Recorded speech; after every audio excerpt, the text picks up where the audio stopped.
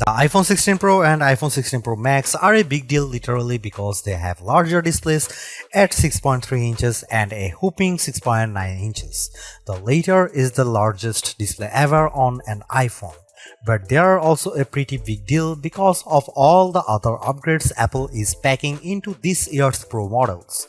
Both the iPhone 16 Pro and 16 Pro Max get a new A18 Pro chip that's designed from the ground up for Apple Intelligence features and a new dedicated camera control button that's designed to make everything from zooming to changing focus depth easier. A new 48 megapixel ultra-wide camera captures impressive macro shots and you can record cinematic slow motion video at 4K 120 fps. Apple also promises longer battery life and better sustained performance along with more durable designs. I went hands-on with both the iPhone 16 Pro and 16 Pro Max and I came away impressed with the new designs and features. Both could make our best phone list, but the camera control was a bit finicky.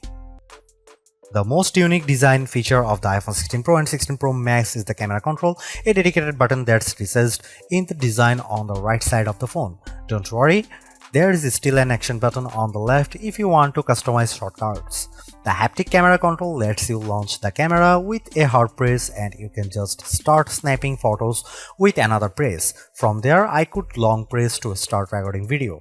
But things get really interesting when you swipe your finger along the edge of the button. You can swipe left and right to zoom in and out on your photos. And with a double soft press, you can toggle between various settings like depth, exposure, and styles.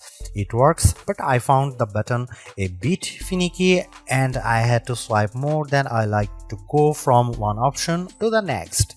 Still, I could see myself using the camera control all the time to quick launch into the camera so I never miss a shot. In terms of camera upgrades, Apple packs a fair number of improvements into the iPhone 16 Pro and 16 Pro Max, starting with a 48 megapixel Fusion main camera that's designed to cut down on shutter lag. At least based on the sample photos, it looks like these cameras can take sharp images of things like a flowing dress in motion with good sharpness, but we'll be putting that to the test. The bigger upgrade is the 48 megapixel ultra-wide camera, which enables better wide-angle shots but also much more impressive macro shots. I saw a close-up of a flower and was blown away with the level of detail. Videographers will appreciate the ability to capture 4K 120 fps video in slow-mo video. I saw a video of a guy on a motorcycle and when things slowed down, I could see his jacket rippling in the wind. The audio capture gets an upgrade too while recording video thanks to improved studio quality mics. You can make it sound like the video was recorded in a studio or make the vocal tracks front and center with environmental noises in the background. You decide, and the wind reduction is improved too. The iPhone 16 Pro and 16 Pro Max both look like solid upgrades, but the iPhone 16 Pro could be the better value. You get the same 5x telephoto zoom as the larger Pro Max in a smaller design, and the screen is big enough where you might not have Max envy.